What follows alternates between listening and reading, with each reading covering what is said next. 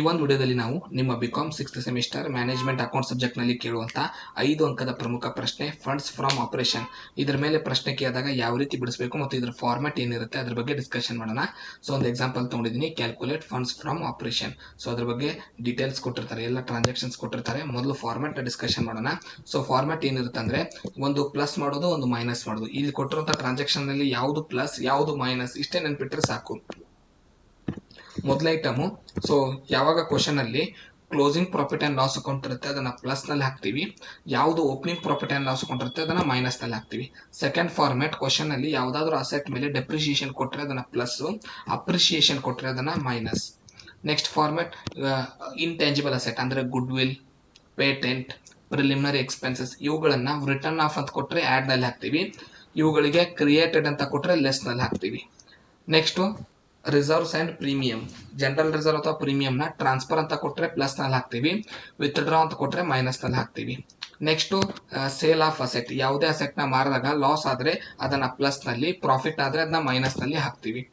ಇನ್ನು ಯಾವುದೇ expenses, for example dividend, tax ಇವುಗಳನ್ನ ಪೇಡ್ ಅಂತ ಕೊಟ್ರೆ ಪ್ಲಸ್ ನಲ್ಲಿ ಹಾಕ್ತಿವಿ, ರಿಸೀವ್ಡ್ ಅಂತ ಅಥವಾ ರೀಫಂಡ್ ಅಂತ ಕೊಟ್ರೆ ಮೈನಸ್ ನಲ್ಲಿ ಹಾಕ್ತಿವಿ. ಸೊ ಇದಿಷ್ಟು ಫಾರ್ಮ್ಯಾಟ್. ಇನ್ನು answer ಬಿಡಿಸೋಣ.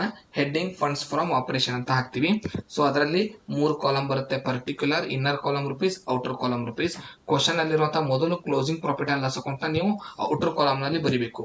So closing profit and loss account question ಅಲ್ಲಿ 1,30,000 ಇದೆ. ಸೊ ಅದನ್ನ ನಾವು ಔಟರ್ ಕಾಲಮ್ ನಲ್ಲಿ ಫಸ್ಟ್ ಬರಿತೀವಿ.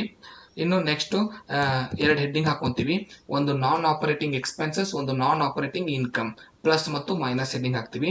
ಸೊ ಕ್ವಶನ್ ಅಲ್ಲಿ ಒಂದೊಂದು ಐಟಮ್ ನ ಓದ್ತಾ ಬರೋಣ.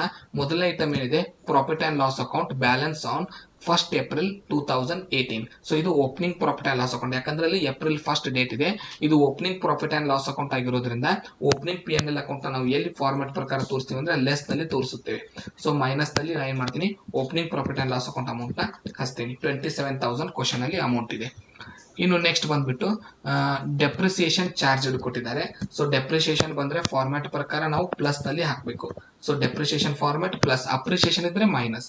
ಸೊ ಪ್ಲಸ್ ನಲ್ಲಿ ಆಡ್ ನಲ್ಲಿ ಡೆಪ್ರಿಸಿಯೇಷನ್ ಅಂತ ಬರೋದು ಆ ಅಮೌಂಟ್ ನ ತಗೋತೀನಿ. ಇನ್ನು ನೆಕ್ಸ್ಟ್ ಕ್ವಶನ್ ಅಲ್ಲಿ ಇರೋದು ರೀಫಂಡ್ ಆಫ್ ಟ್ಯಾಕ್ಸ್.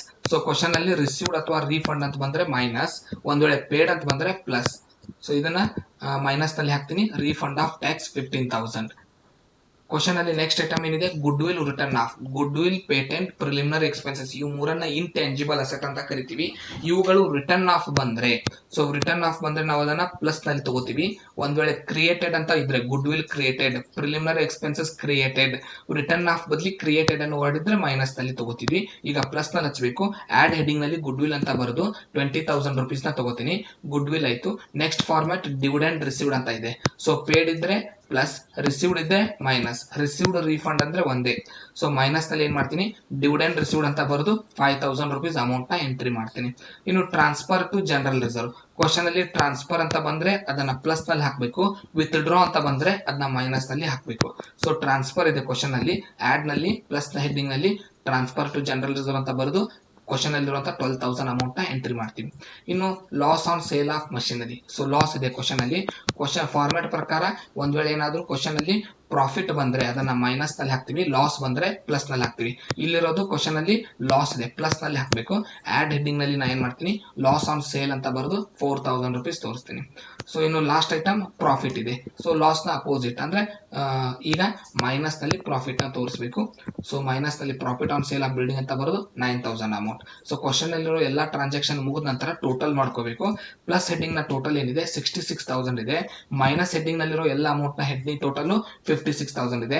ಮೈನಸ್ ನ ನಾವು ಬ್ರಾಕೆಟ್ ನಲ್ಲಿ ಅಕೌಂಟ್ ನಲ್ಲಿ ಮೆನ್ಷನ್ ಮಾಡ್ತೀವಿ. ಬ್ರಾಕೆಟ್ ಅಂದ್ರೆ ಮೈನಸ್ ಇದ್ದ ಹಾಗೆ. ಸೊ ಈಗ ಟೋಟಲ್ ಅಮೌಂಟ್ ಗೆ ಅಂದ್ರೆ ಈ 1,30,000 ಗೆ ಈ 66,000 ನ ಪ್ಲಸ್ ಮಾಡಬೇಕು, ಈ 56,000 ನ ಮೈನಸ್ ಮಾಡಬೇಕು. ಈ ರೀತಿಯಾಗಿ ಆನ್ಸರ್ ನ ಸಾಲ್ವ್ ಮಾಡಬೇಕು. ಟೋಟಲ್ ಆನ್ಸರ್ 1,40,000 ಬರುತ್ತೆ. ಈ ಫಾರ್ಮ್ಯಾಟ್ ಪ್ರಕಾರ ಈ ರೀತಿಯಾಗಿ ನೀವು ಫಂಡ್ಸ್ ಫ್ರಮ್ ಆಪರೇಷನ್ ನ ನೆನ್ಪಿಟ್ಕೋಬಹುದು. ಧನ್ಯವಾದಗಳು. ಮುಂದಿನ ವಿಡಿಯೋದಲ್ಲಿ ಮತ್ತೊಂದು ಕ್ವಶನ್ ಒಂದಿಗೆ ಸಿಗೋಣ.